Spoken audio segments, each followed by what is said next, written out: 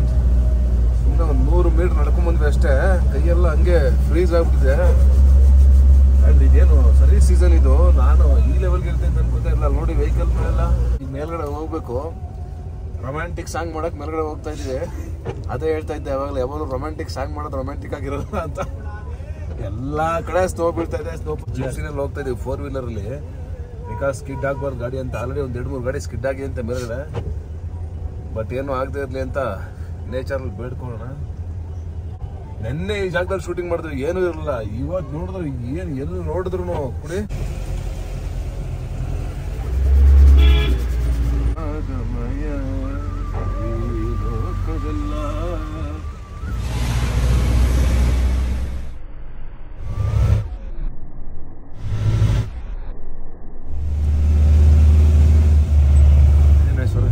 ಏಕ್ minute ರುಕೋ. Switzerland ಅಲ್ಲ, ಯಾವುದೋ ದೇಶ ಅಲ್ಲ, ಮನಾಲಿ. ನಾವು ಬಂದಿರೋದು ಪರ್ಫೆಕ್ಟ್ ಸೀಸನ್ ಶೂಟಿಂಗ್ಗೆ. ಮ್ಯಾಟ್ನಿ ಸಿನಿಮಾದ ಒಂದು ಸಾಂಗ್ ಶೂಟ್ ಮಾಡ್ತಾ ಇದ್ದೀವಿ, ನಾನು ಮತ್ತು ಅದಿತಿ ಪ್ರಭುದೇವ. ನಾನು ನಿಮ್ಗೆ ಇದನ್ನು ತೋರಿಸ್ಬೇಕು ಅಂತ ಆ್ಯಕ್ಚುಲಿ ವಿಡಿಯೋ ಮಾಡಿದ್ದು. ಜಸ್ಟ್ ವಾವ್, ಓ ಮೈ ಗಾಡ್, ನೋಡ್ರಿ ಇದು ಸ್ವರ್ಗ.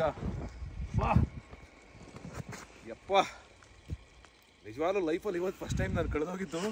ಓ ಓ ಓ ಓ ಓ ನಾನೇ ಹಿಡಿದ್ಬಿಟ್ಟೆ, ತಡೆಯೋಕ್ಕಾಗಲಿಲ್ಲ ನನ್ನ ಖುಷಿನ. Beauty beauty beauty beauty. ಬರೀ ಲಜ್ಜ ಯಾರೋ ಕುದುರೆ ಹಿಡ್ಕೊಂಡ್ಬರ್ತಾರೆ, ಎಷ್ಟು ಚೆನ್ನಾಗಿ ಕಾಣ್ತಾರೆ. ಆ ಕಡೆ ಪ್ಯಾನ್ ಮಾಡಿ ಹಂಗೆ ಎಷ್ಟು ಬ್ಯೂಟಿಫುಲ್ಲಾಗಿ ಕಾಣ್ತಾ ಇದ್ದಾರೆ. ಓ ಮೈ ಗಾಡ್, ಕ್ರೇಜಿ ಕ್ರೇಜಿ ಕ್ರೇಜ್ ನೋಡಿ.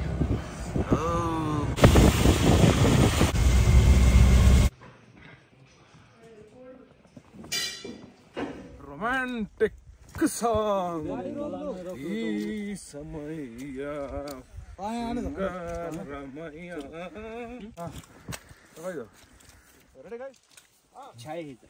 ಅದ್ಭುತವಾದ ಜಾಗ, ಭಾಳ ಬ್ಯೂಟಿಫುಲ್ ಆಗಿದೆ. ಮ್ಯಾಟ್ನಿ ಶೂಟಿಂಗು ಮುಗಿಸಿ ನಾಳೆ ಬೆಂಗಳೂರು ಕಡೆ ಪ್ರಯಾಣ.